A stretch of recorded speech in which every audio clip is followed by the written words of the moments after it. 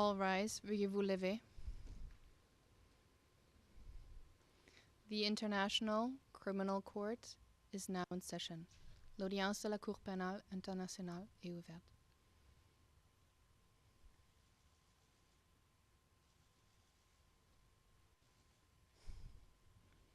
Please be seated. Veuillez vous asseoir.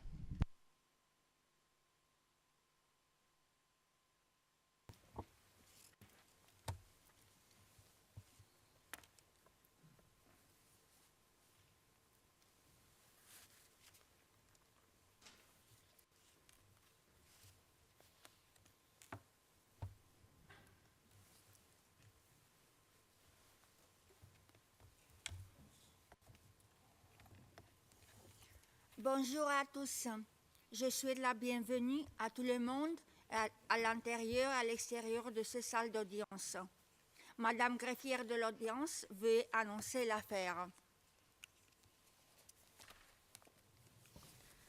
Good morning, Madam President, Your Honors. Situation in the Republic of the Philippines in the case of the prosecutor versus Rodrigo Roa Duterte, case reference ICC 0121-0125, and for the record, we are in open session. Merci beaucoup. Je vais maintenant demander aux parties et aux participants de se présenter, en commençant avec monsieur le procureur adjoint. Puis-je vous demander de vous présenter, monsieur le procureur, et de me confirmer si la liste de vos collaborateurs que j'ai reçus avant l'audience est exacte. Merci, Madame la Présidente, Mesdames les juges. Le bureau du procureur est représenté aujourd'hui par moi-même, Mamamayan, procureur adjoint. J'ai à mes côtés M. James Miriti, case manager, M. Julian Nichols, senior trial lawyer, et derrière j'ai M.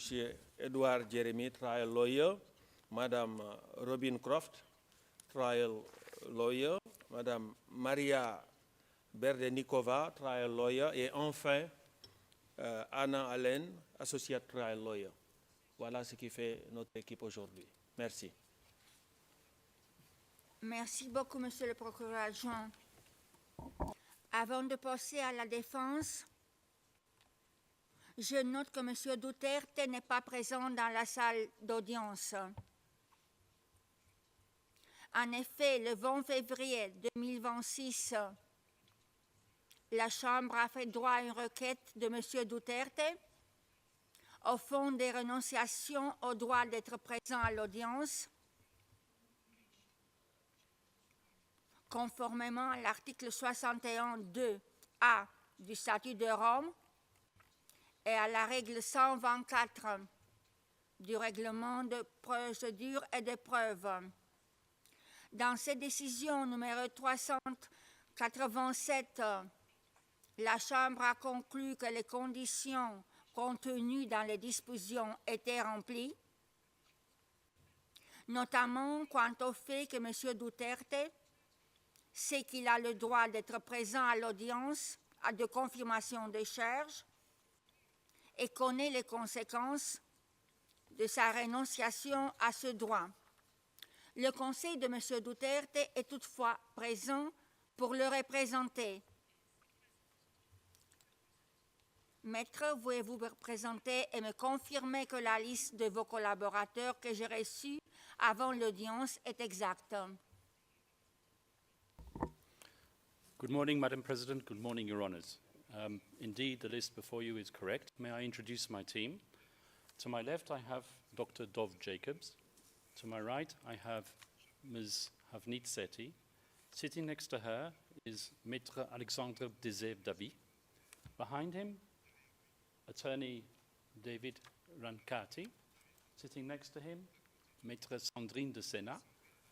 And our two further lawyers, we have Nicolas Rousseau and also Kaylin Chen. And if Your Honor will permit me, there are also Filipino attorneys who are attending and supporting us today, and I'll briefly mention their names.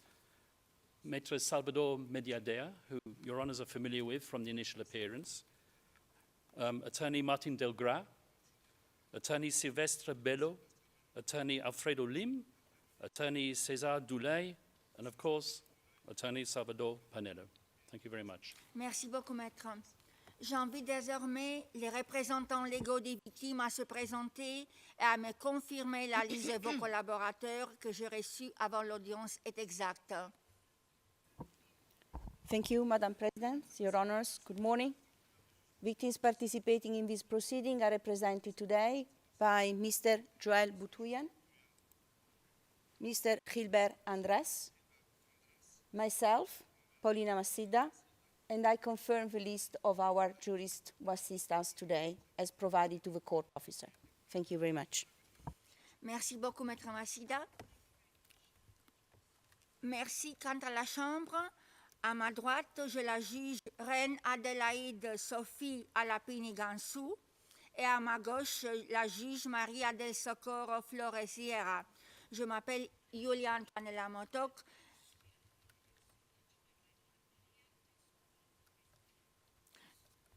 Je m'appelle Julian Tanelamotok et je suis la juge présidente de la Chambre préliminaire 1 de la Cour. La présence audience est relative à la confirmation des charges portées par l'accusation à l'encontre de M. Duterte. À ce stade de la procédure préliminaire, l'accusation alléguée du fait que M. Duterte est responsable des crimes dont la greffière d'audience nous fera la lecture par la suite. La Chambre ne prendra pas de décision sur la culpabilité ou l'innocence de M. Duterte lors de cette audience. En effet, le rôle de la Chambre est de déterminer s'il existe des éléments de preuve suffisantes pour considérer qu'il y a des motifs substantiels de croire que M. Duterte a commis des crimes qui lui sont reprochés.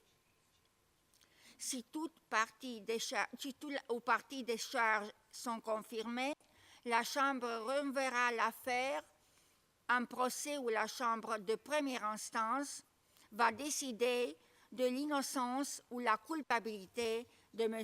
Duterte. Les principes généraux qui s'appliquent à l'audience sont les suivants.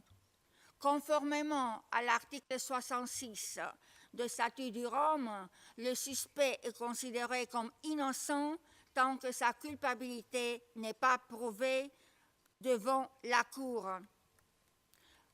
Le fardeau de la preuve repose sur l'accusation qui doit fournir suffisamment d'éléments de preuve pour prouver les charges qui sont reprochées à M. Duterte au standard de preuves requis qui figure à l'article 61, paragraphe 7 du statut de Rome. Enfin, pour la défense, le suspect bénéficie de tous les droits figurant à l'article 61, paragraphe 6 et 67 du statut de Rome. L'audience se déroula conformément au calendrier contenu dans l'ordonnance en date de 26 janvier 2026, document numéro 359. Les parties et les participants doivent veiller à respecter le temps de parole imparti dans cette ordonnance. Je rappelle aux parties et participants que les observations orales doivent être concises et la répétition des arguments déjà présentés doivent être évitées. De plus, afin de faciliter le travail des interprètes et assurer une meilleure transcription des débats,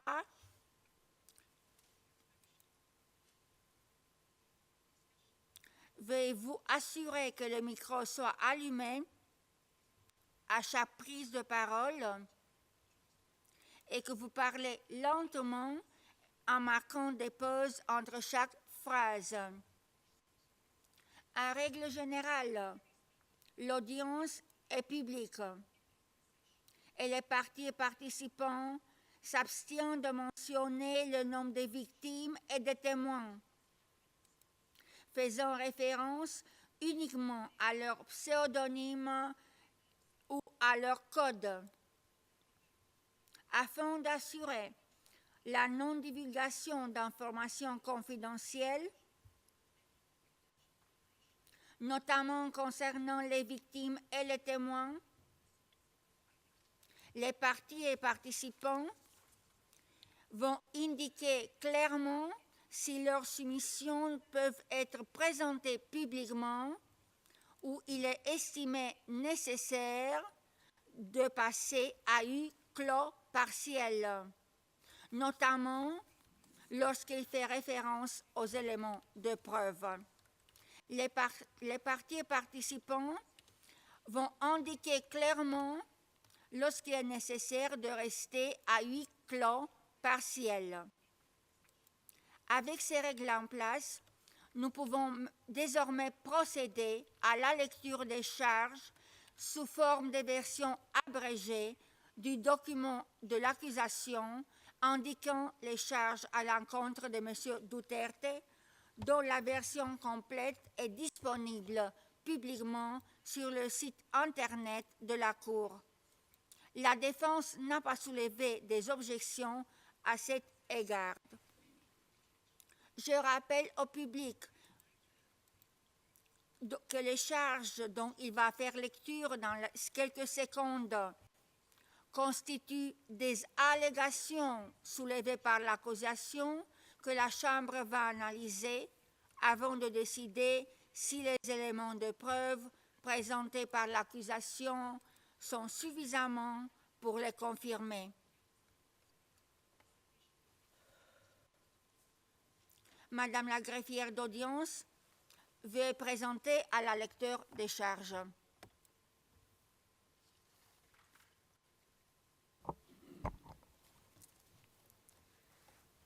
The prosecution charges Mr. Rodrigo Roa Duterte with 2 counts of murder and 1 count of murder and attempted murder as a crimes against humanity committed between 2013 and around June 2016 and between around July 2016 and September 2018 in the Republic of the Philippines as follows. Count 1. Murder of 19 victims alleged to be criminals, including 3 children, who were killed in or around Davao City in the Philippines between 2013 and around 2016 by members of the Davao Death Squad, while Mr. Duterte was the mayor of the Davao City pursuant to Article 71A of the Rome Statute. Count 2. Murder of 14 victims labeled as high-value targets for their alleged criminality, who were killed in locations across the Philippines between around July 2016 and July 2017 by a network of perpetrators comprising state actors and others, referred to as the National Network, while Mr. Duterte was the president of the Philippines pursuant to Article 71A of the Rome Statute. And count 3. Murder and attempted murder of 45 victims, comprising 43 murders and 2 attempted murders of persons alleged to be criminals, including 3 children who were targeted in barangay clearance operations in locations across the Philippines between around July 2016 and September 2018 by members of the National Network, while Mr. Duterte was the president of the Philippines pursuant to Articles 71A and 25(3)(f in respect of the attempted murder of the Rome Statute. The prosecution alleges that Mr. Duterte is individually criminally responsible for all 3 of the above counts as follows. First, as an indirect co-perpetrator pursuant to Article 25(3)(a) of the Rome Statute. At least between 1st November 2011 and 16 March 2019, Mr. Duterte and his co-perpetrators shared a common plan to neutralize alleged criminals in the Philippines including individuals perceived or alleged to be associated with drug use, sale, or production, through violent crimes including murder. Mr. Duterte and his co-perpetrators implemented this common plan through the hierarchically organized structures of the Davao City Police, Police and Davao Death Squad, and then the national network. Within the framework of the common plan, Mr. Duterte made essential contributions to the crimes in counts 1 to 3 by A. Designing and disseminating the police to neutralize alleged criminals, both in his role as a mayor of the Davao City and also during his presidential campaign and as a president, including by endorsing the anti-illegal drugs campaign Double Barrel. B. Establishing and overseeing the DDS. C. Instructing and authorizing violent acts, including murder, to be committed against alleged criminals, including alleged drug dealers and users. D. Providing personnel and other necessary logistic resources such as weapons, including those to be used in the execution of the crimes. E. Appointing key personnel to positions which were crucial to the execution of the crimes. F. Offering financial incentives and promotions to police officers and hitmen to kill alleged criminals. G. Creating and maintaining a system in which perpetrators knew they would be protected, including through promises of immunity and shielding perpetrators from investigation and prosecutions. H. Making public statements authorizing, condoning, and encouraging killings of alleged criminals, both as a mayor of the Davao City and as a president of the Philippines. I. Authorizing state actors to take part in the anti-drugs campaign and temporarily revoking such authorization, including to placate public outcry. J. Publicly naming individuals and holding up charts from lists of alleged criminals, including so-called high-value targets, some of whom were subsequently killed.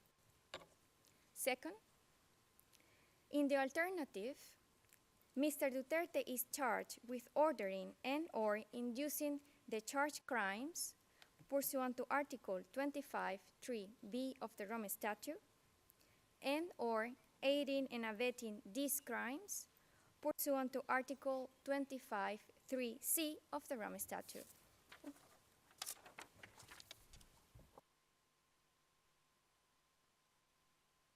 Merci, Madame la greffière. Concernant les objections, observations prévues à la règle 123, paragraphe 3 du règlement de procédure et des preuves, la Chambre note que la défense a soumis plusieurs observations écrites, dont notamment la dernière le 16 février 2026, auxquelles l'accusation et les représentants légaux des victimes ont répondu respectivement le 17 et le 18 février 2026. En date de 20 février 2026, la Chambre a rejeté dans une décision publique les objections de la défense. En précisant que la défense et l'accusation ne peuvent pas répéter les mêmes arguments tels que déjà été présentés dans les plusieurs écritures qu'ils ont déposées pendant le procès jusqu'à maintenant, je demande aux parties si elles souhaitent faire des remarques orales sur le point avant de passer aux déclarations liminaires. Monsieur le procureur adjoint. Nous n'avons aucune déclaration à faire préliminaire. Merci, madame. Merci beaucoup, Monsieur le procureur adjoint. Maître. Madam President, we have no observations. Merci beaucoup, Maître Kaufmann.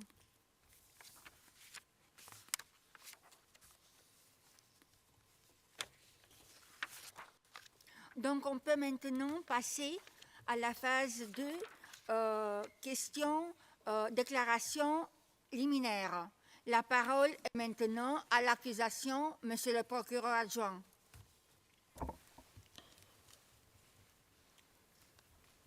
Madam President, honorable member of the bench, all those following these proceedings inside the courtroom and outside, and especially those in the Philippines.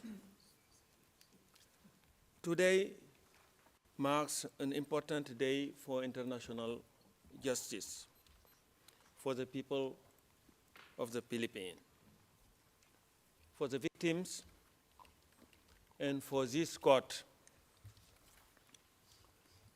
The commencement of the confirmation hearing against Mr. Rodrigo Roa Duterte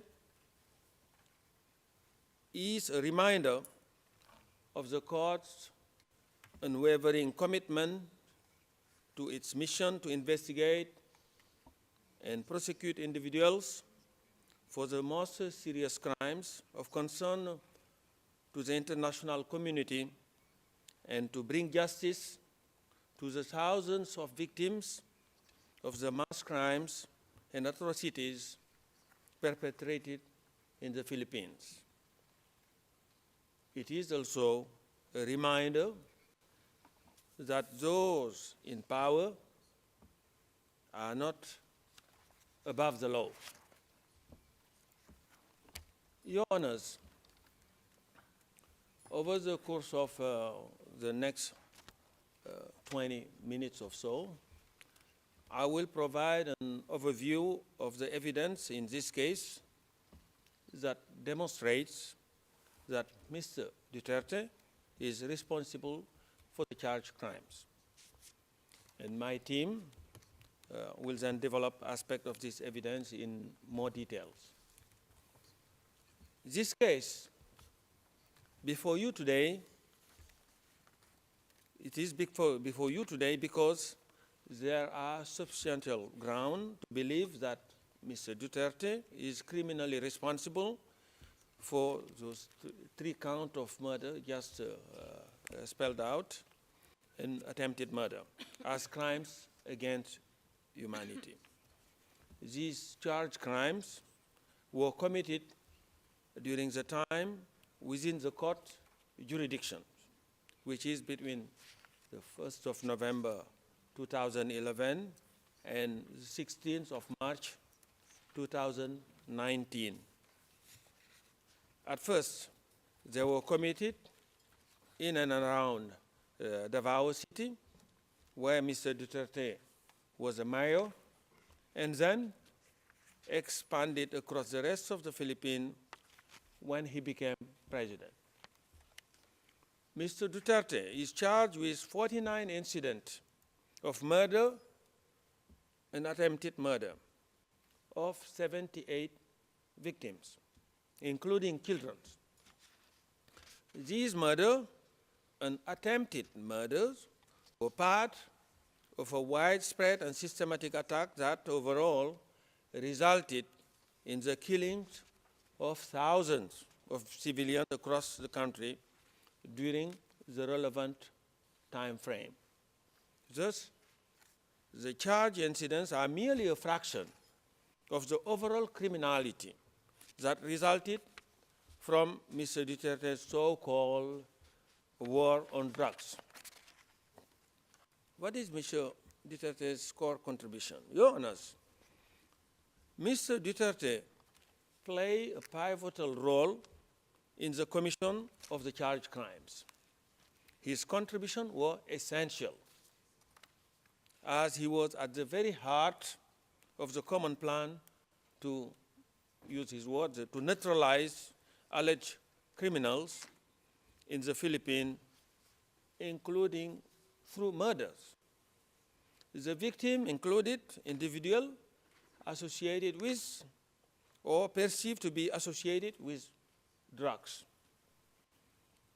One of the first things Mr. Duterte did when he became the mayor of Davao, back in 1988, was to create the infamous Davao Death Squad, otherwise known as DDS. As you will have seen from the prosecution pre-confirmation brief, Mr. Duterte personally instructed Death Squad members that their mission was to kill criminals and suspected criminals, including drug users and dealers, also referred to as drug pushers.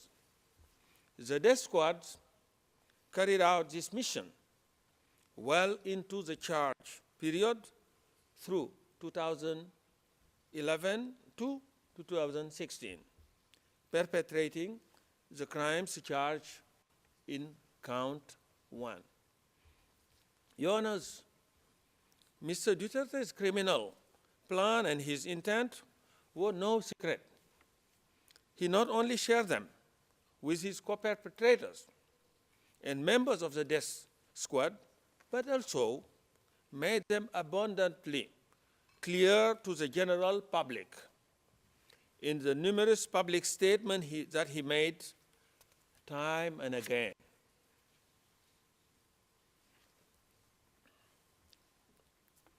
During his presidential campaign, Mr. Duterte explicitly vowed to implement the common plan to neutralize alleged criminal nationwide if elected. This was his program to be elected. He publicly announced his intention to eradicate corruption, criminality, and drugs in 3 to 6 months. And this is what he said. I quote, "If I become the president, I will order the military and the police to hunt down the drug lords, the big ones, and kill them." That's what he said. And this can be found at tab 12 of the prosecution list of material. Similarly, when speaking about druggies, I quote, in a televised interview in 2015, this is again what he said. "If I become president, you will all get wiped out. I will order your execution within 24 hours. That's what he said. That I quote directly from his word. And this quote can be found at tab 19.2 of the prosecution list of materials, ERN PHL OTP 401684, page 003, and these are the lines 82 to 83. And elected he was.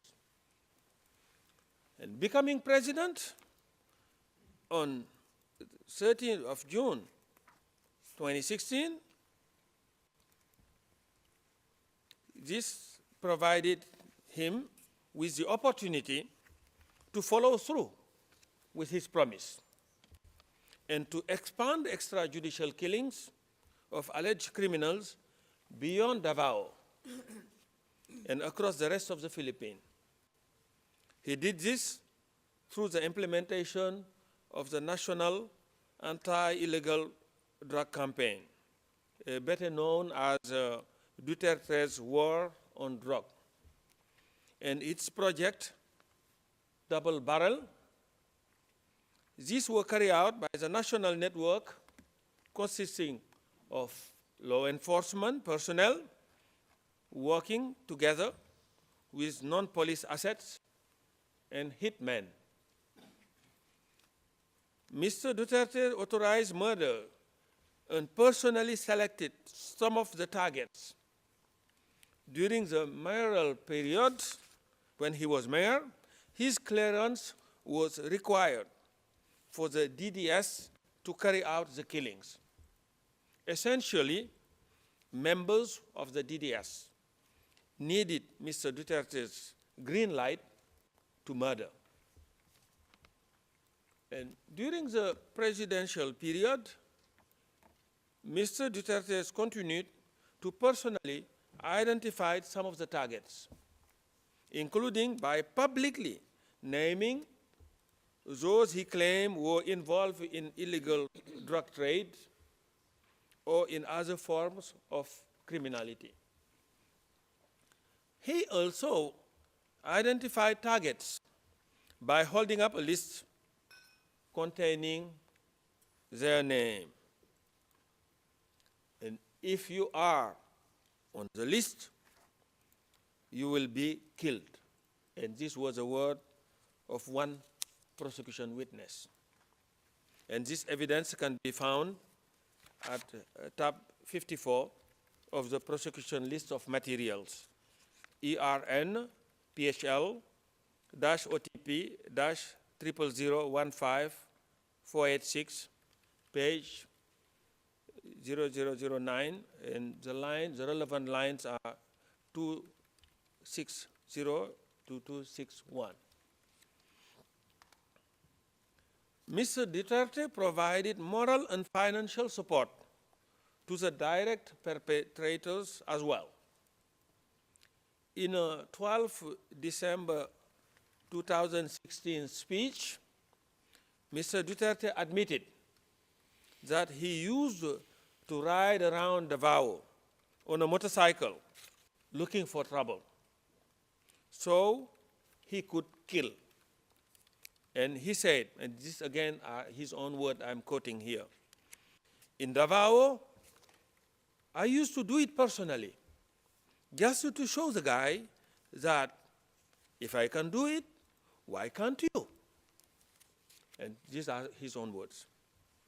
And this quote can be found at tab 16.1 of the prosecution list of material, ERN PHL OTP 000155547 at 0002 lines 7 and 8. And the evidence show that Mr. Duterte's Davao City Mayor office provided some member of the DDS with a regular salary. Financial rewards were also given to direct perpetrators in the form of cash per head of for killing. And at a press conference in 2013, Mr. Duterte stated that shoot to kill orders and reward are, and I quote him, are legitimate tools of government to fight lawlessness. This is his own word. And if he surrendered to me or his carcass dead, then I double the price. And again, yeah, and that was what he boasted. This quote can be found at tab 17.2 of the prosecution list of materials, PHL OTP 000094932 at 0002, and the relevant lines are line 7 to 11. Deaths of drug personalities killed in anti-drug operation were endorsed by Mr. Duterte's administration and listed as official accomplishment in public reporting. Your Honors, as you will have seen from our confirmation brief, Mr. Duterte also provided the direct perpetrators with weapons, ammunition, and logistical support to facilitate the commission of the charge crime. And he also had control, wide control over those crimes. And let me now turn specifically to that control. As mayor of Davao and later as president of the Philippines, Mr. Duterte wielded ultimate influence and authority over the physical perpetrators of the crimes. As mayor, Mr. Duterte was chief executive of the Davao city government, with responsibility for exercising general supervision and control over all its activities. He had formal operational supervision and control over National Police Unit in Davao. As creator and head of the DDS, he also had de facto control over the death squad's members. When Mr. Duterte became president on the 30th of June 2016, he sat at the very apex of the political power structure in the Philippines. He became the head of state, head of government, and commander-in-chief of all armed forces of the Philippines. He also became the leader of the country's police forces. This level of authority allowed him to wield de jure and de facto control over those implementing the common plan nationwide. Mr. Duterte's control over the crime is also apparent from his ability to interrupt their commission when he so chooses. And as outlined in our pre-confirmation brief, he successfully suspended police anti-illegal drug operation on 2 occasions following public outcries in response to particularly notorious killings. On both occasions, the number of reported killings dropped significantly during the suspension, showcasing his control. So when he asks people to act, they act. When he asks them to refrain, they do so. So they oblige. So Mr. Duterte was well aware of the authority he had over the perpetrators. In a speech given to the National Bureau of Investigation in November 2016, he expressly acknowledged his position of power. And this is what he said. To the military, I am commander-in-chief. On the civilian side, I am the chief executive of the government. And when talking about the police, this is what he's saying. They are my subordinate, and I am ultimately responsible for their deeds. And these are quotations, and they can be found at tab 131.2 of our prosecution list of materials at ERN-PHL-OTP-00095-679, page 0004, and the relevant lines are from 131 to 134. And the direct perpetrators complied with Duterte's order and respected his authority. Mr. Duterte was respected by the physical perpetrators. He was feared, and his order and instruction were obeyed. One insider witness explicitly says that the police killed, and I quote, because of the directive of the president. This is what the witness said, an insider. And this quote can be found at tab 120 of the prosecution list of material, ERN-PHL OTP-00088-631-R01, page 66, and the relevant line are from 2304 to 2306. And this statement is corroborated by other statements we have also provided. And some direct perpetrators complied because of their blind loyalty to Mr. Duterte. Some did it out of fear, and others were encouraged to comply by promises of money and rewards. For some, killings reached the level of a perverse form of competition with effort to attain killing quotas, which in turn would lead to promotions and rewards. Others felt there was no other choice but to comply, with one insider explaining that it was simply not possible to not obey Mr. Duterte's command. And this is also from an insider witness. And this evidence can be found at tab 51 of the prosecution list of materials, ERN PHL-OTP-001-5403 at page 0008 to 0009, and the relevant line here is from 240 to 245. Direct perpetrators were further emboldened to commit crime by Mr. Duterte's repeated promises of immunity. In various public statements, Mr. Duterte vowed to protect the police involved in killing. And this is what he said again. For as long as there is a power to pardon in the Constitution, that's my weapon against crime. If you massacre 100 and there are 100 of you, then you will all be pardoned.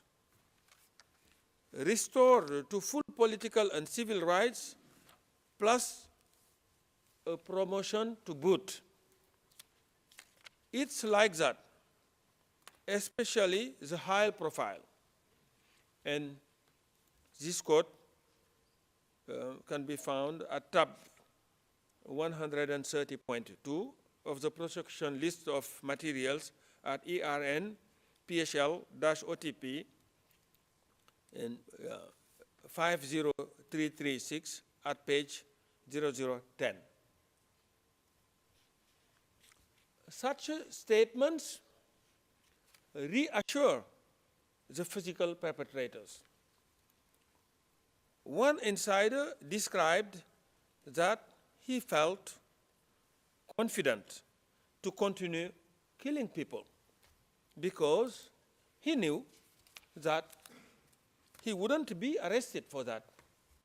And this evidence can be found at tab 38 of the prosecution list of material, ERN PHL-001-2779 at page 0005, and relevant lines are from 130 to 131.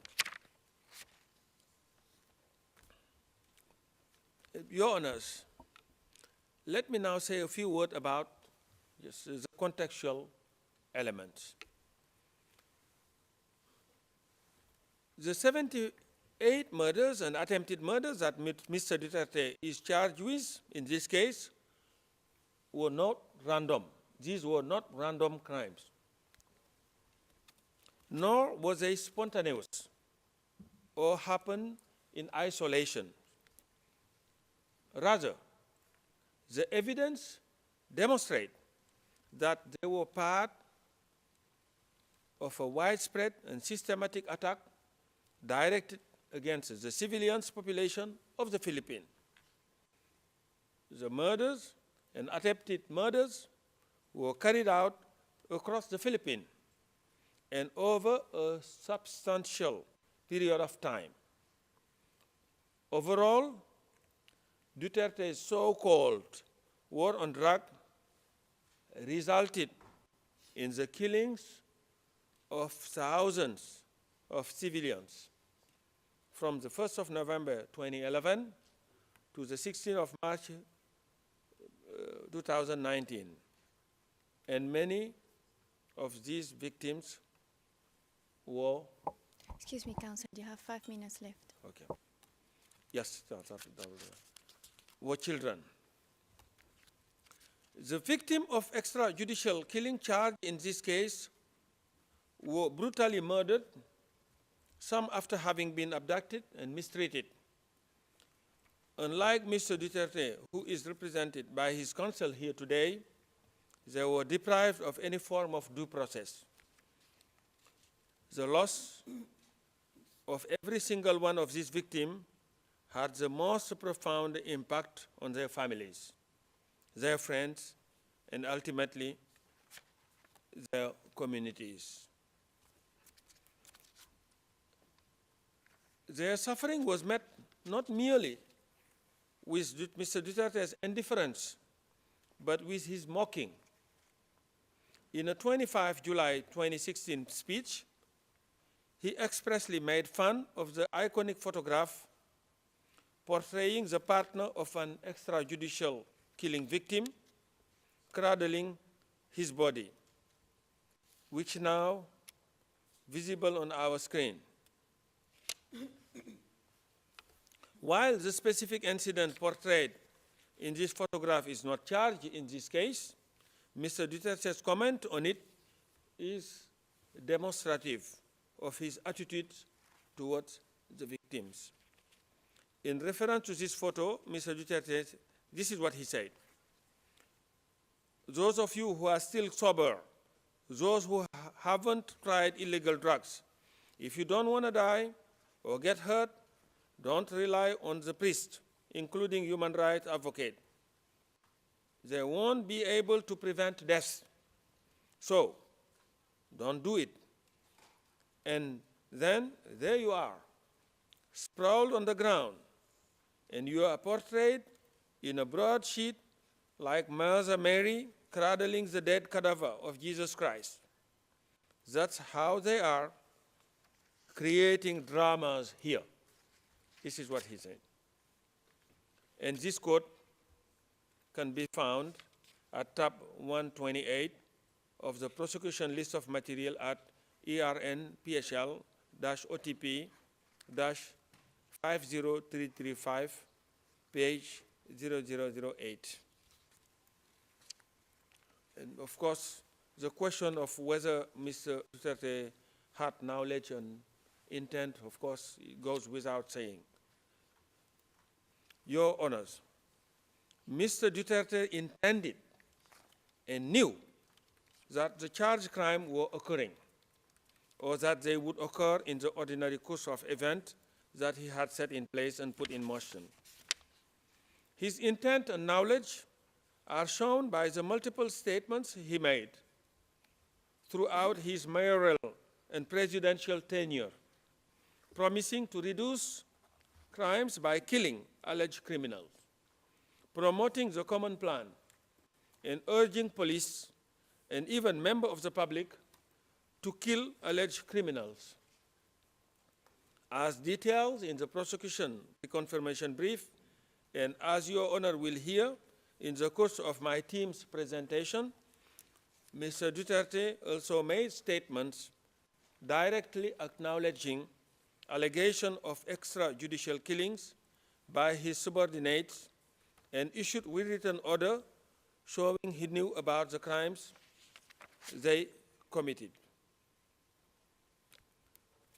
Your Honors, the prosecution relies on significant and varied sources of evidence to demonstrate that substantial ground exists to believe that Mr. Duterte is criminally responsible for the crimes. This evidence includes multiple witness statements, including insider witnesses. It includes many speeches of Mr. Duterte himself, as well as the statement of his co-perpetrators. It also includes orders and other documents signed by himself. The prosecution further relies on official government documents, including material from the Philippine National Police, It relies on drug watch lists, on audio and video material, as well as on forensic and financial evidence. Your Honors, during the prosecution's subsequent presentation, my colleague will elaborate on some of these core evidence in more detail. Mr. Nichols will give a presentation on Mr. Duterte's background, followed by an overview of the evidence demonstrating his responsibility for the crime charged in count 1.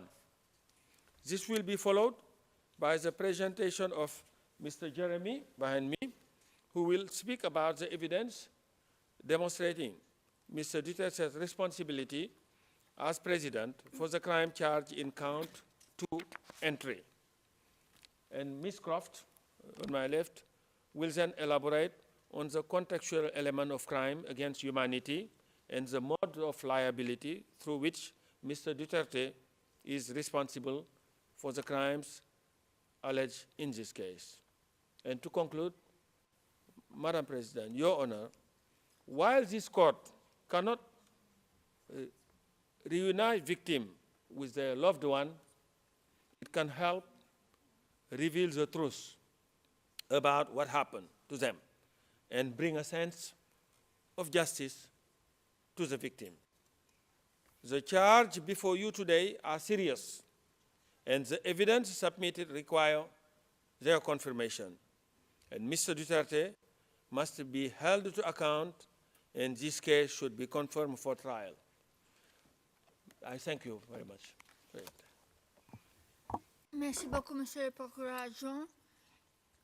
Vu maintenant qu'on est un peu avant le temps, le calendrier, je vais donner la parole par la suite aux représentants des victimes pour les déclarations liminaires jusqu'à 11 heures quand on prendra la pause et vous allez continuer après. Vous avez la parole.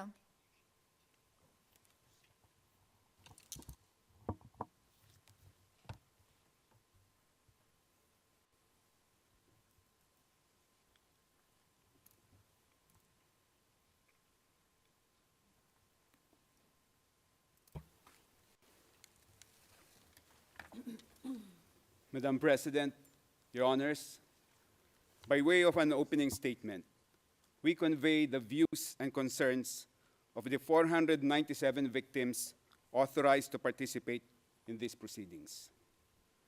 At the outset, Your Honors, we communicate the very deep disappointment of the victims at the decision allowing Rodrigo Duterte not to be present in this stage of confirmation of charges. The sight of Mr. Duterte being read and being confronted with the grave and horrible charges against him would have constituted a vital component of justice for the victims. This case symbolically represents the last boat that the victims can board to go on a journey in search of justice for their loved ones who were brutally killed upon the orders of Mr. Duterte. If this chamber prevents the boat from sailing by not confirming the charges, the victims will forever be moored in an island where the nights are filled with the screams and cries of their massacred loved ones. There is absolutely no other recourse for the victims. No less than former Philippine Justice Secretary Crispin Remulla admitted just a few months ago that the door to domestic justice is permanently closed for victims of the Duterte extrajudicial killings. Remulla declared, and we quote, "It is difficult to prove the case here and build up the case because those who need to speak are involved in the crime. There's nothing, not even a police report. You don't have a scene of the crime, you don't have ballistics, you don't have DNA." Remulla further declared, and I quote, "Everything that could be erased was erased so that the cases would not push through. That is why this has reached the iCC." Under the Philippine justice system, Your Honors, no criminal case can reach the courts unless they are initiated and filed by the Department of Justice or the Office of the Ombudsman. From Justice Secretary, Remulla has been appointed as Ombudsman. So the two gatekeepers of justice are successively occupied by a ranking official who has declared that there is absolutely no hope for domestic justice for the victims. If the charges are not confirmed in this case, one of the gravest concerns of the victims is that Mr. Duterte will return to the Philippines as a conquering hero. He will resume preaching his gospel of impunity. In fact, if Mr. Duterte could threaten to slap the judges of this court, which he did while he was president, this chamber should imagine the kind of terror-filled threats and the violent actions that can easily be used against the victims if the suspect walks free from this court. If the charges are not confirmed, it is a very serious concern of the victims that Mr. Duterte will be portrayed in history by his multitude of followers as the leader who vanquished the iCC and who cleansed his country of 30,000 rapists, murderers, and dangerous criminals, which were the scornful words he sweepingly used against all those who were killed in his murderous spree. Your Honors, Mr. Duterte has been in detention here in The Hague for almost a year now, but there has been no peace and rest for the victims. From the time their loved ones were killed and continuously up to this time, they lived in constant fear for their lives. The arrest and detention of Mr. Duterte has not stopped impunity in the Philippines. The virus of impunity that he spread all over the country has become a cancer that has metastasized, infecting millions of Filipinos. Mr. Duterte has created clones of himself. He converted millions of peace-loving citizens into bloodthirsty disciples who have become converts to the belief that violence and killings are valid solutions to societal problems. The killings masterminded by Mr. Duterte continue to have consequences for the victims even to this day because of his clones. These mini Dutertes harass, threaten, or commit outright violence against the victims and their families. As shown by the number of victims participating in this proceeding so far, many still fear to come out and tell their stories of how their lives became a living hell as a result of Mr. Duterte's crimes, and because they are constantly terrified of being targeted with violence by Duterte fanatics. Many victims have been hesitant to participate in this iCC case because they live in communities that thrive with Duterte clones. They see the halls of power of their country teeming with Duterte disciples. They see and hear senators, congresspersons, mayors, governors, and powerful public figures who are mini Dutertes. The daughter of Mr. Duterte is the vice president, and she has just recently declared that she is running for president in 2028. One Duterte son is a congressman. Another is the Davao City mayor, and his grandchildren occupy positions of power. The plague of impunity has spread not only among Filipinos in the Philippines, but even among expatriate Filipinos in faraway lands like here in The Hague.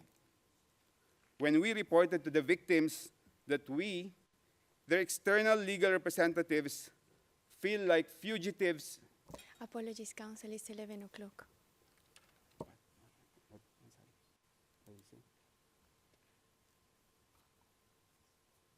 When we reported to the victims that we, their external legal representatives, feel like fugitives who avoid our own countrymen here in The Hague,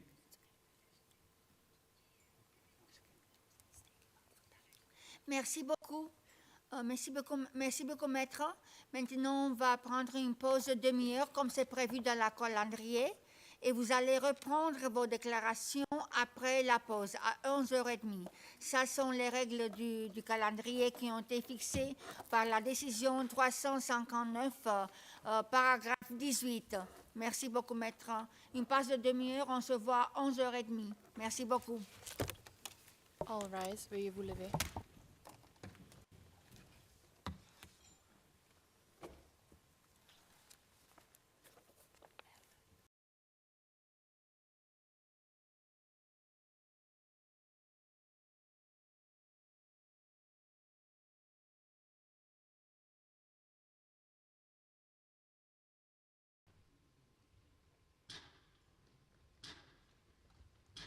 All rise, veuillez vous lever.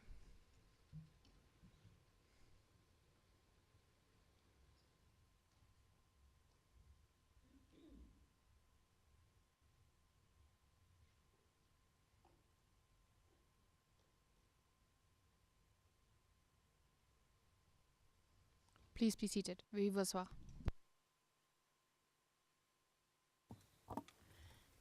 Bonjour. Maître, vous pouvez continuer votre plaidoirie qui a été interrompue par la pause. Vous avez la parole, maître, le représentant des victimes.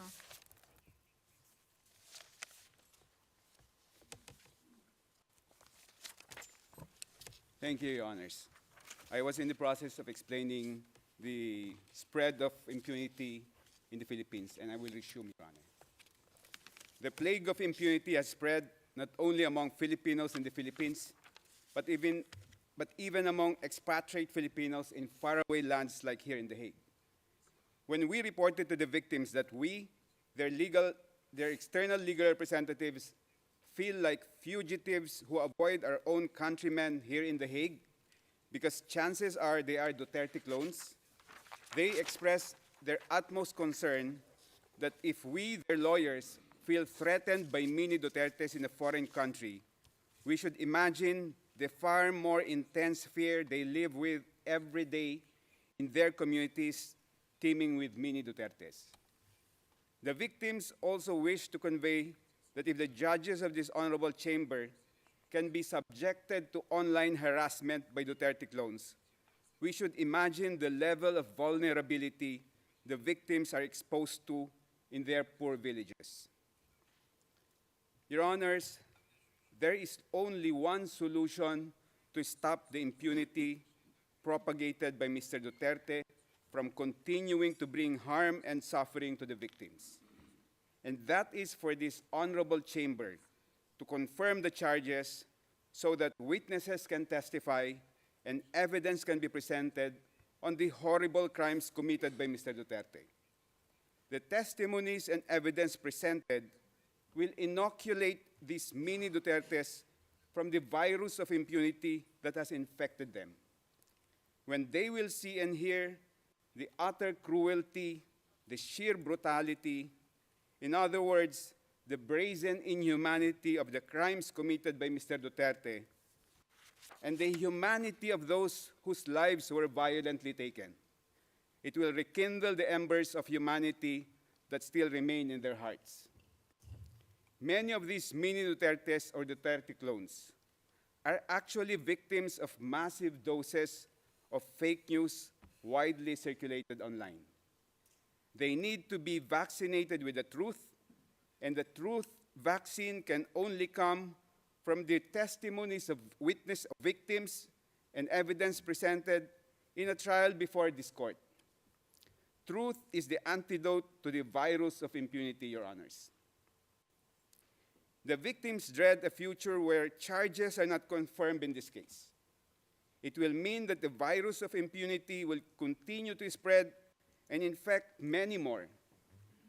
Victims fear that Duterte clones will become an even bigger group that can elect another apostle of impunity as the Philippines' next leader. If that happens, an even more serious condition of impunity can take place in the Philippines, possibly worse than the orgy of violence that happened from 2011 to 2019, and this time there will be no iCC to run to for assistance and help. The victims humbly beseech this honorable chamber to reaffirm the two crucial objectives of the iCC identified in the preamble of the Rome Statute. First, to prosecute and punish the most serious crimes that deeply shock the conscience of humanity. And second, to put an end to impunity and to contribute to the prevention of crimes of unimaginable atrocities. If this chamber confirms the charges, this court will achieve its first objective of prosecuting and, if convicted, punishing Mr. Duterte for the unspeakable crimes he is charged with. But achieving the first objective will not automatically make this court attain its second objective. Merely putting forward the evidence gathered and the theory of liability of the prosecution will not necessarily result to ending impunity and contributing to the prevention of further unimaginable crimes, which is the court's second objective. This court should allow victims to testify, and the record of the proceedings must reflect the harrowing experiences of those impacted by the crimes. They are the humanity referred to by Article 7's framework of crimes against humanity. It is the view of the victims that this court must allow them to narrate the gravity, the cruelty, and the brutality. In other words, the utter inhumanity of the crimes masterminded by Mr. Duterte, so that the people who adore and idolize him, the people who have become disciples of impunity, will see for themselves the inhumanity of the suspect. For this to happen, the charges should all be confirmed. The virus of impunity that has spread all over the Philippines is very grave and serious, Your Honors. Imagine a leader like Mr. Duterte, who proudly and publicly proclaimed his aspirations of following the footsteps of Adolf Hitler when he said, quote, "Hitler massacred 3 million Jews. Now there are 3 million drug addicts. I'd be happy to slaughter them," unquote. And yet, he is worshipped by a huge number of Filipinos. In so many countries, you will need to hide your adoration of Hitler. Mr. Duterte flaunted it, and his fanatics are unaffected by it. Mr. Duterte has pronounced so many other horrible declarations meant to promote and encourage impunity, as it will be detailed tomorrow by my colleagues. And yet, he is idolized by a multitude of Filipinos. The defense will claim that he was merely bombastic and acerbic when he made these statements. But if he were merely being pompous and flippant, the people who were killed should be alive and laughing today at his supposed pranks and stunts. Mr. Duterte did not only order the mass killing of people suspected of being drug personalities, Your Honors. He smeared them with accusations of being rapists, murderers, and dangerous criminals. Mr. Duterte imposed an inflexible condemnation that if you are a drug personality, you are automatically a dangerous criminal who has engaged in unimaginable atrocities. The families of those killed did not only suffer the loss of a loved one, their families were even disgraced with being associated with a rapist, murderer, or dangerous criminal. Even after their loved ones were murdered, many families were subjected to deplorable injustices. Instead of gunshot wounds as cause of death in their death certificates, families were shocked to see pneumonia, heart attack, stroke, sepsis, and other false causes of death that were instead written down. Other families were charged substantial amounts. Some the impoverished families could not afford, just to retrieve the bodies of their loved ones from the funeral parlor who were suspected by the families of being in cahoots with the police officers. Some family members were even arrested and imprisoned by police officers on false charges and for the purpose of preventing them from complaining. In one particular incident, Your Honors, a young man and his common-law wife were sleeping in their shanty when men in civilian clothes knocked down the door to their house. The men dragged the wife out of the room.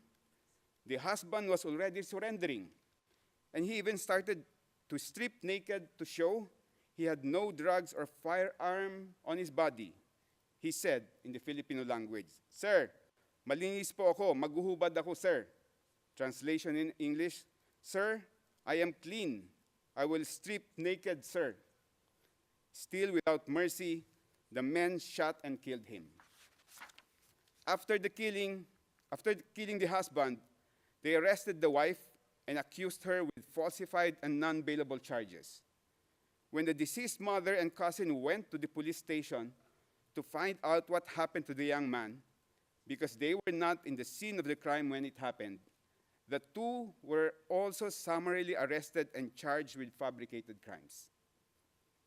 If the Honorable Chamber confirms the charges in this case, the witnesses and evidence will show that those who were smeared by Mr. Duterte before they were killed, they were inside their houses, sleeping peacefully with their families, eating meals with their loved ones, playing with their children, or hugging their wives. Others were merely walking along the street, having snacks at a roadside eatery, or plying the road, earning a poor man's living. They were all doing ordinary, peaceful, and plain human activities. Confirming the charges will restore the dignity of those who were killed and the honor of their families. The prejudice suffered by the families of those killed did not begin and end with the killings of their loved ones. Each killing set off a chain reaction that is continuously churning out a daily crucible of harm, damage, and loss. By masterminding the mass murder of mere suspects, Mr. Duterte has brought irreparable and endless harm to the families. An overwhelming majority of those killed were the sole breadwinners of poor families. These families were dependent on each day's wage for their daily sustenance. They were hand-to-mouth families. With the death of their breadwinners, the widowed spouses, a majority of whom are women, have had to take on the roles of two parents. On top of taking care of their children and maintaining the household, the widowed spouses now have the additional burden of being breadwinners for their families. Families have been driven to even far more serious destitution, Your Honors. The damage to the children is immeasurable. Their development and upbringing have been permanently compromised. They have been walking through life with one missing parental limb. Losing a parent under very dire economic conditions and under the most violent circumstances results in wounds that will never heal and that will absolutely render them handicapped for life. And then there's the indescribable anguish of parents who lost a child. No parent is supposed to outlive a child. Parents suffer a lifetime of grief when a child dies ahead of them, and the lifetime grief is unimaginably worse when a child dies under the most inhuman circumstances. The crimes masterminded by Mr. Duterte did not only affect individuals but whole communities. Across the Philippines, numerous urban communities of the most impoverished villages were scarred by the violence and abuses wrought by a lawless anti-drug campaign that further worsened the misery and trauma of residents in marginalized communities.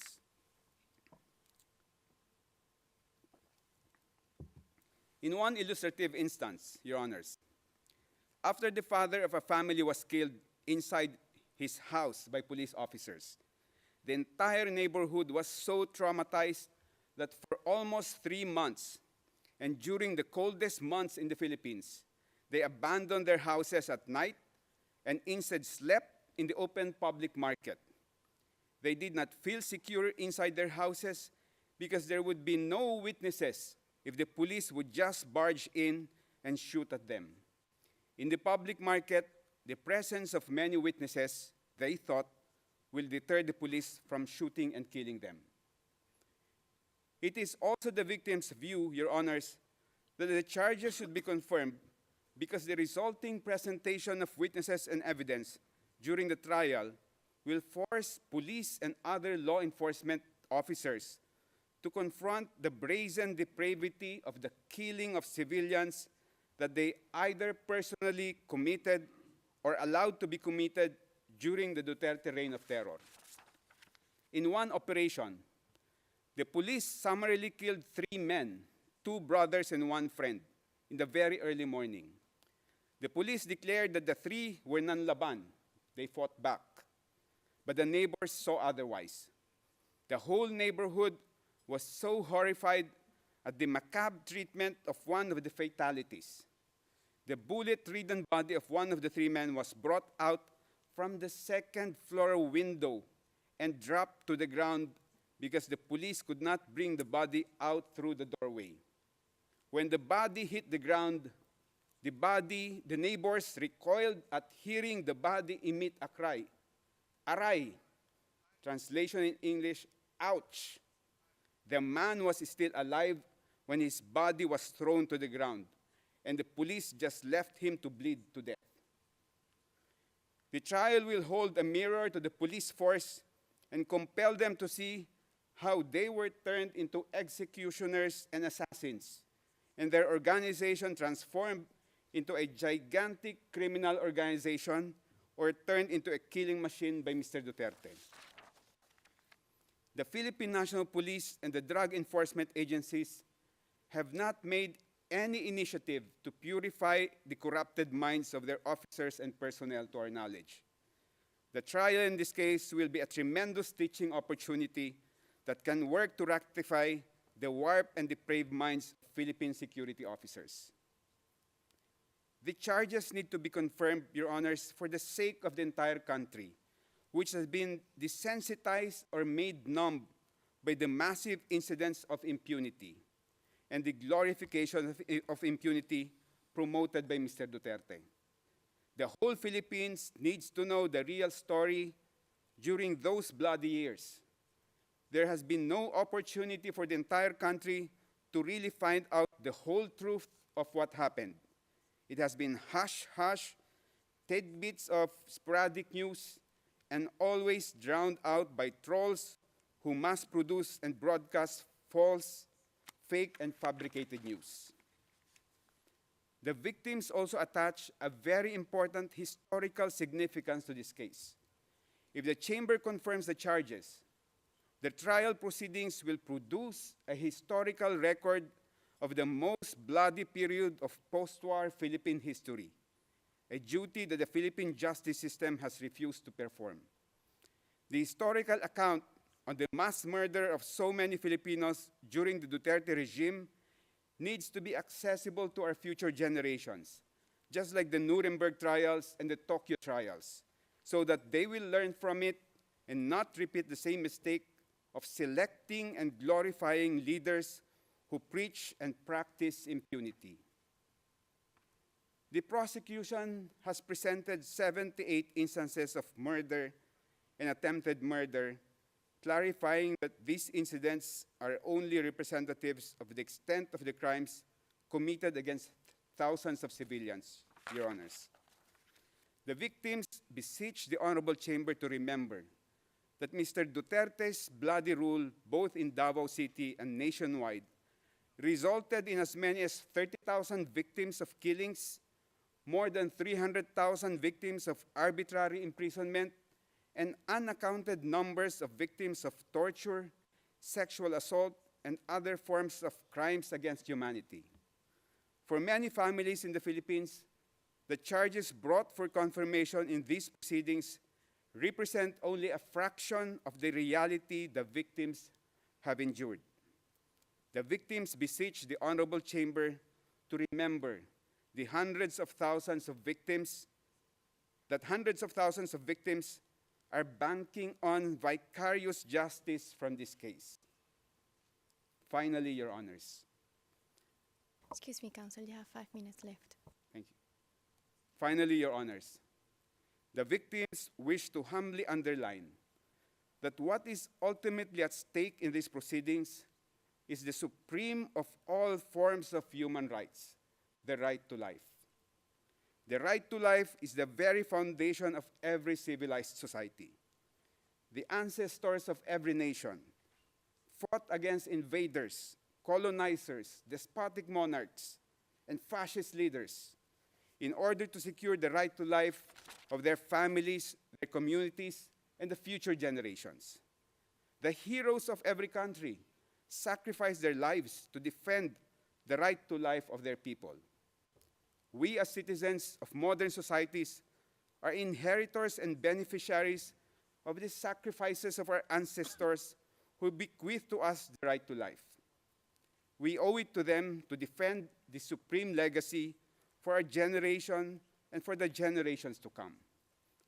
For the past few years, Your Honors, we have seen an increasing number of nation leaders who time-traveled from the Dark Ages and now swagger in modern times as if they own people's lives.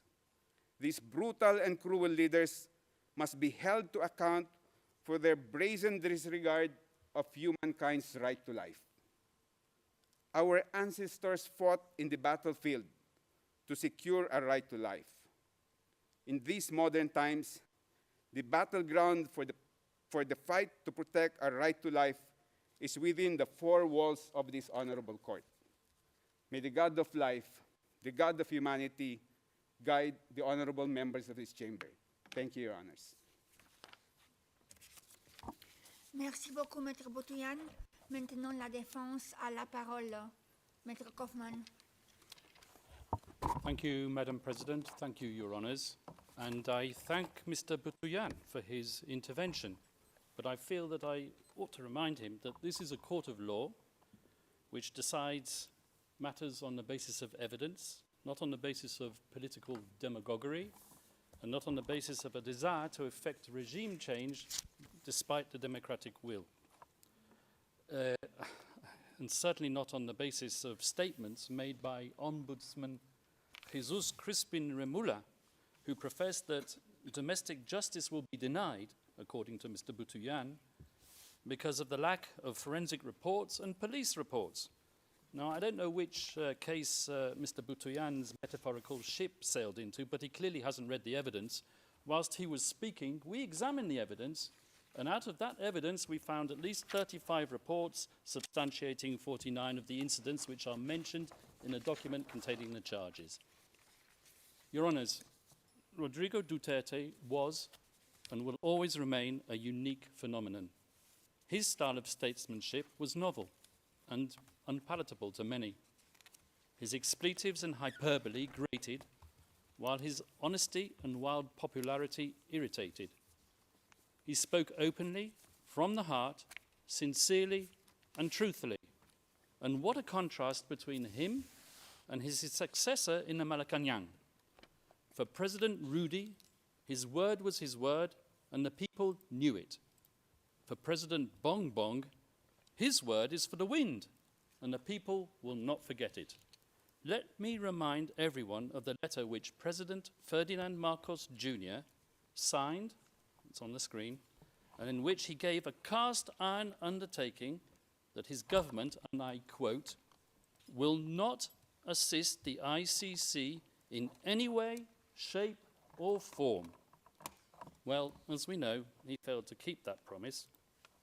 Rodrigo Duterte was unconstitutionally hijacked and unceremoniously hauled off to The Hague.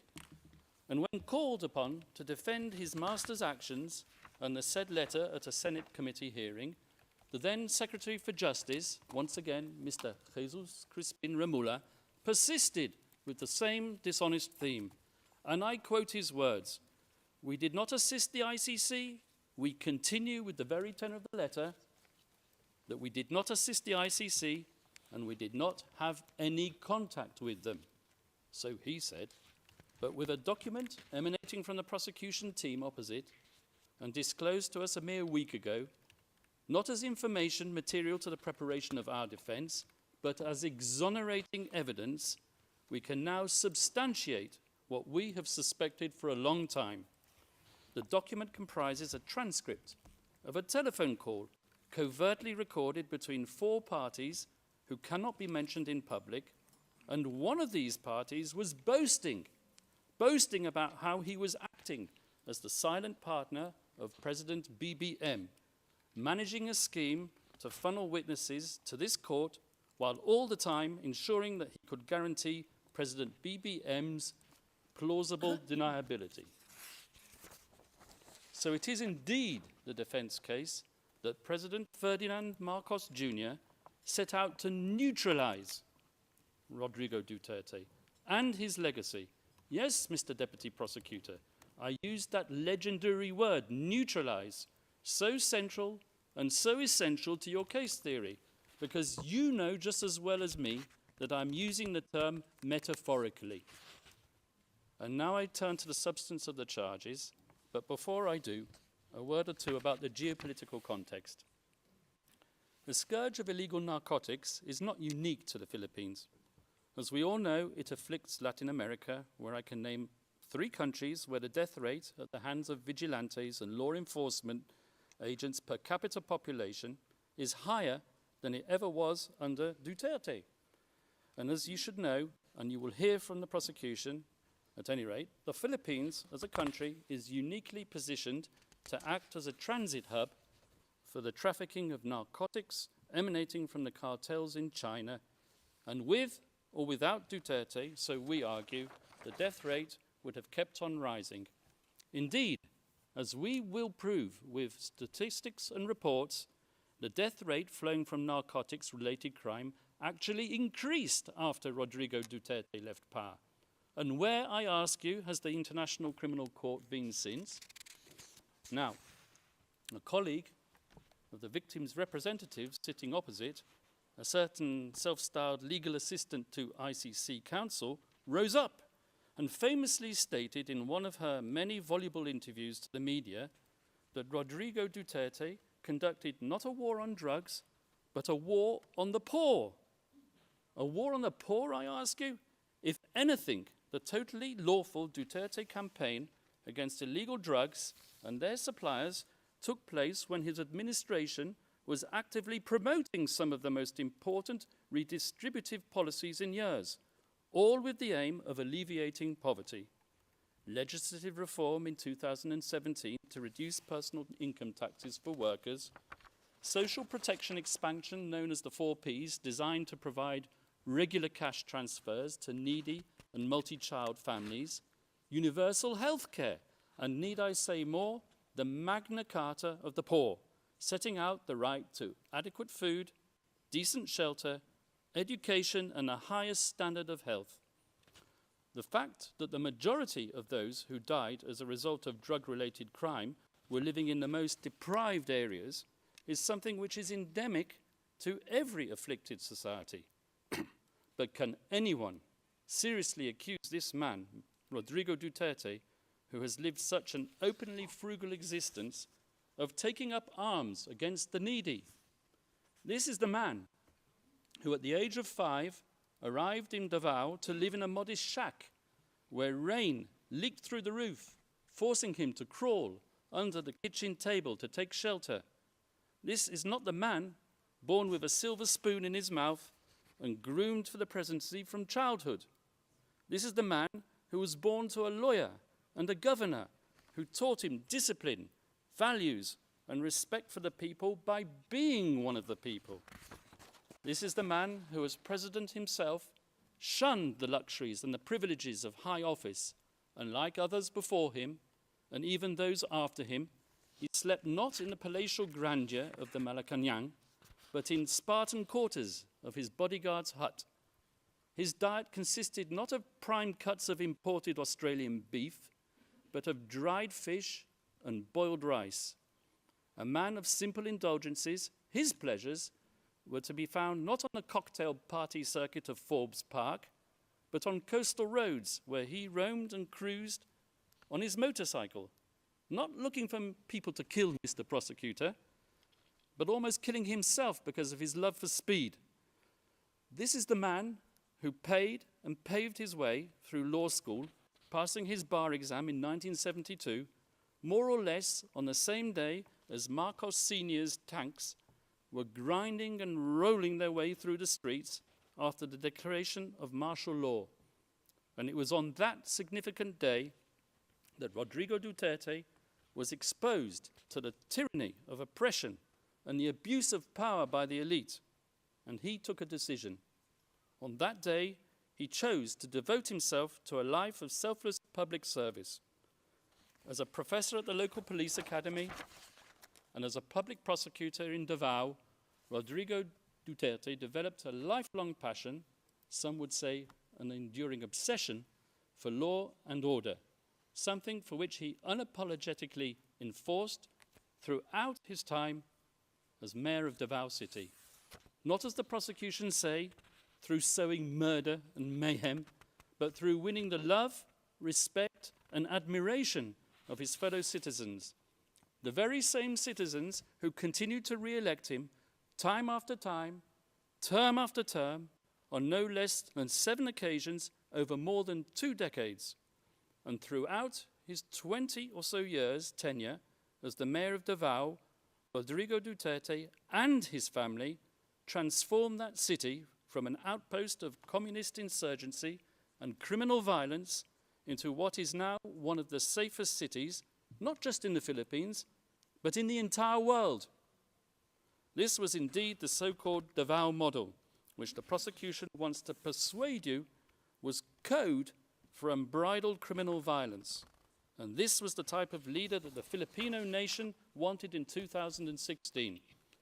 So, Rodrigo Duterte was elected into power, not in spite of, but specifically because of his firm and uncompromising commitment to upholding law and order. And after his election as president, Rodrigo Duterte remained a man of the people, without seeking to patronize the people. Gung-ho in his ways and with a belligerent tone, he spoke the tough tongue of the street, not the dissembling discourse of international diplomacy.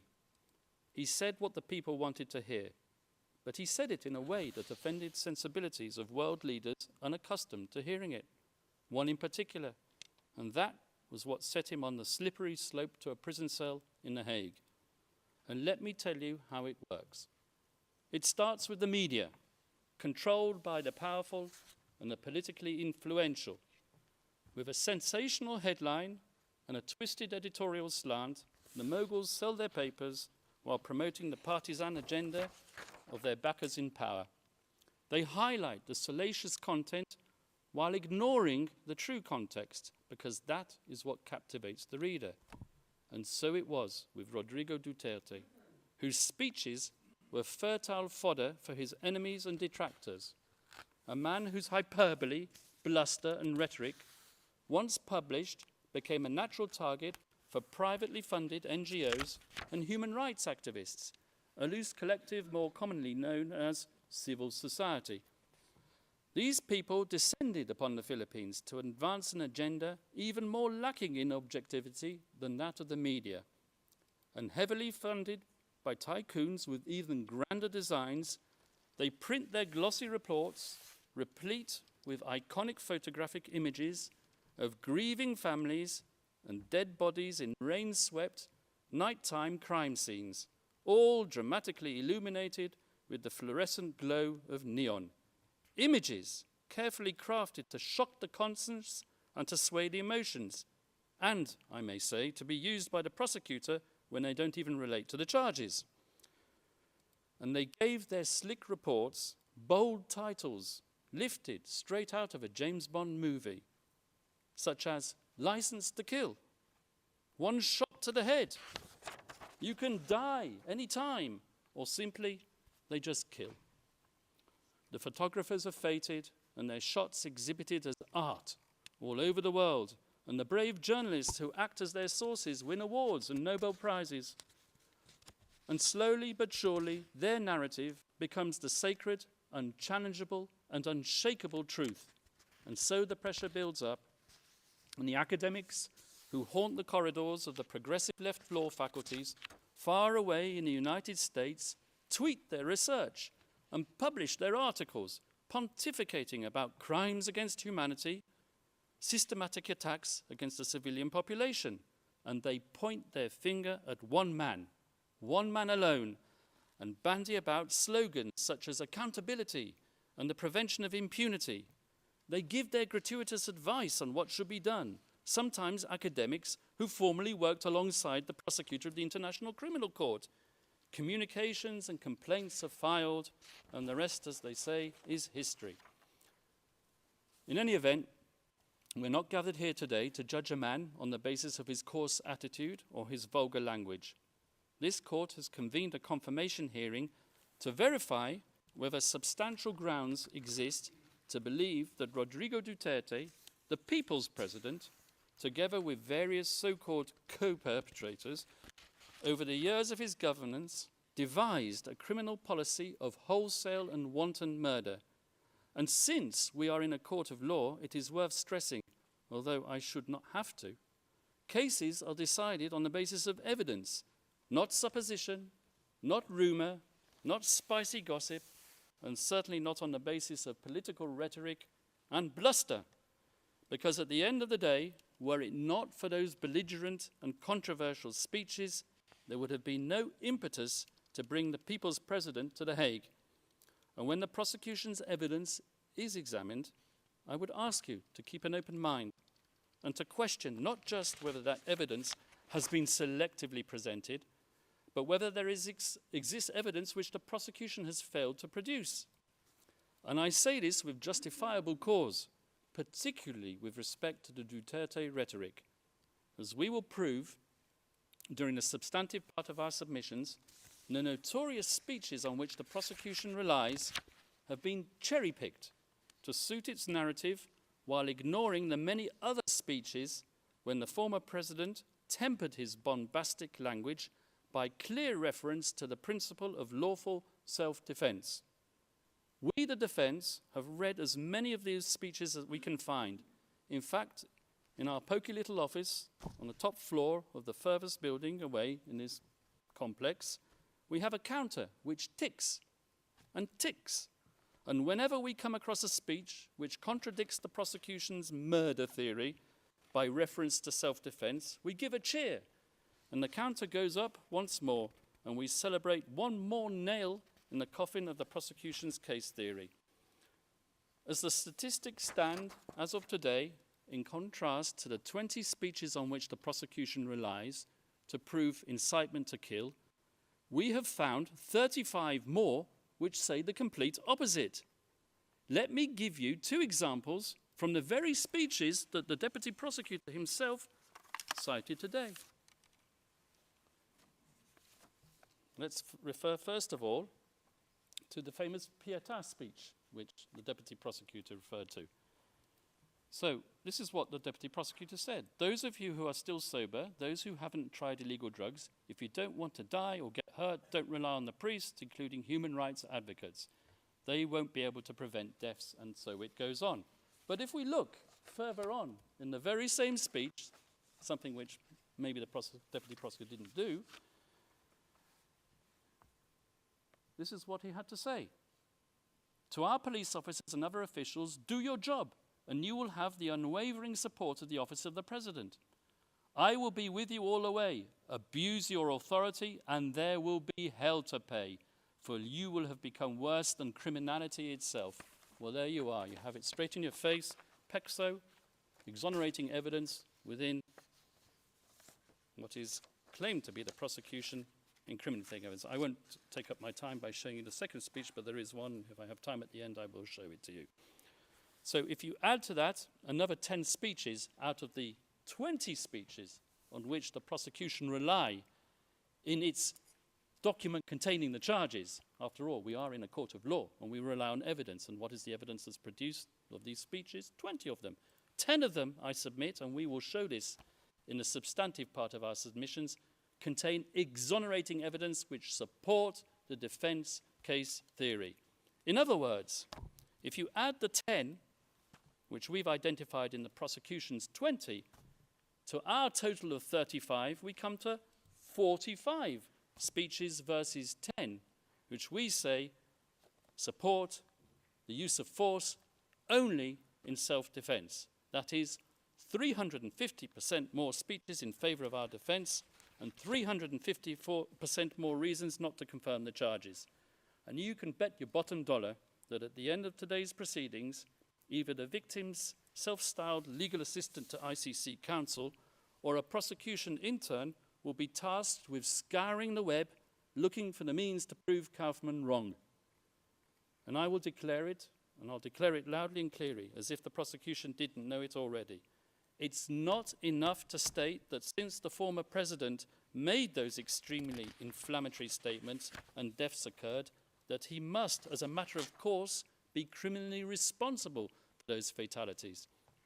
At this stage of the proceedings, the prosecution needs to show substantial grounds to believe that the former president actually desired and foresaw that people would be killed as a result of his incendiary language. For the prosecution to assert that Rodrigo Duterte hoped for deaths to occur or was recklessly indifferent as to whether deaths would occur, which he was not, that's insufficient. So once more for the record, Rodrigo Duterte's language was aimed not at suspected drug pushers as the prosecution would have it, but directly at those poisoning society with their substances, and not, I stress, with lethal intent. His rhetoric was calculated to arouse fear and obedience, to instill fear in their hearts, and to inculcate a respect for the law in their minds. Nothing more, nothing less. That was his intent, and it was not criminal. And as many of these drug pushers demanded to enter prison, I remember seeing the images on the television, lining up to surrender and to enter prison. Now, I challenge my colleagues opposite to prove otherwise, because as we all know, in a criminal process, the burden of proof is on the prosecution. They brought this case and they need to prove it. Rodrigo Duterte need not convince the world of anything, and that is to his fortunate advantage given his current medical condition. He stands behind his legacy resolutely, and he maintains his innocence absolutely. Now, I turn to the general fairness and objectivity of the investigation, which, as we all know, is meant to be an impartial evidence-gathering exercise.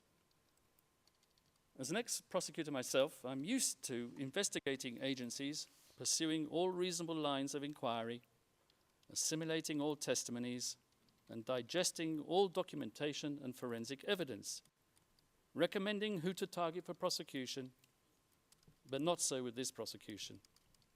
When we, the defense, study the course of the investigation in this case, one thing is plain as a pikestaff.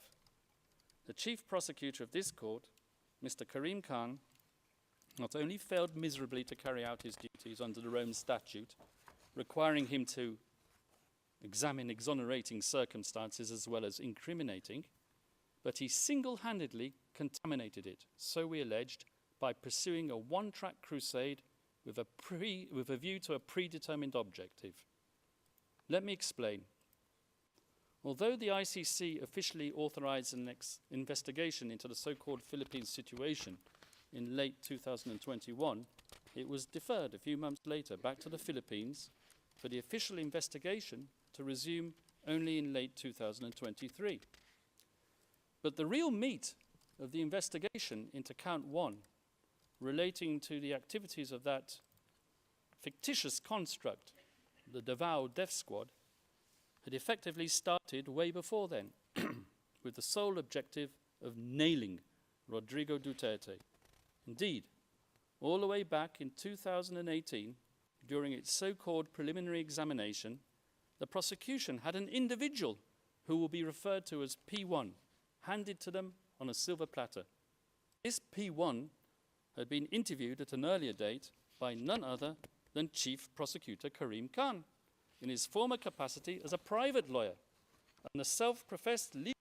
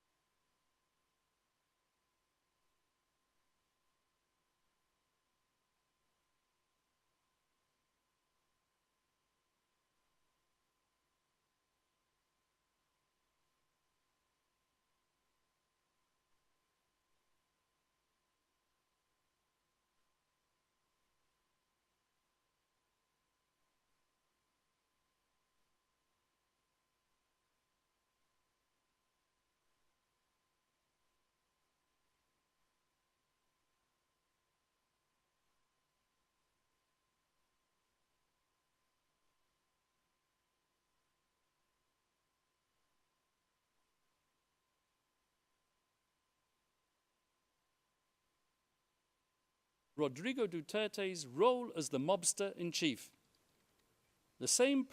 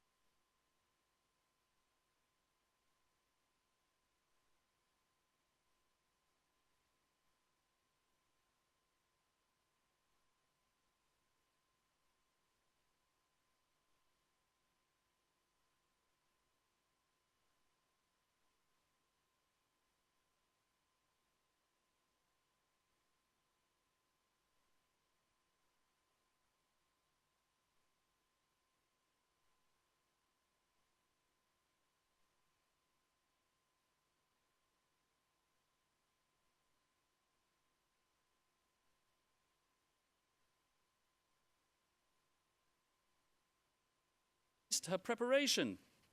And what was this information with which Karim Khan had helpfully provided her? A book on which the prosecution relies as evidence.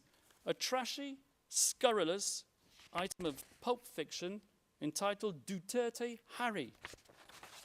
Your Honours, the picture on the front cover of that book says it all. It really does scream objectivity, doesn't it?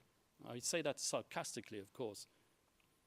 Fortunately for us, the defence, the appeals chamber, has now disqualified Chief Prosecutor Karim Khan from this case. A welcome development as a matter of ethical propriety, but in our opinion, too late in the day to salvage the integrity of the investigation that he had supervised.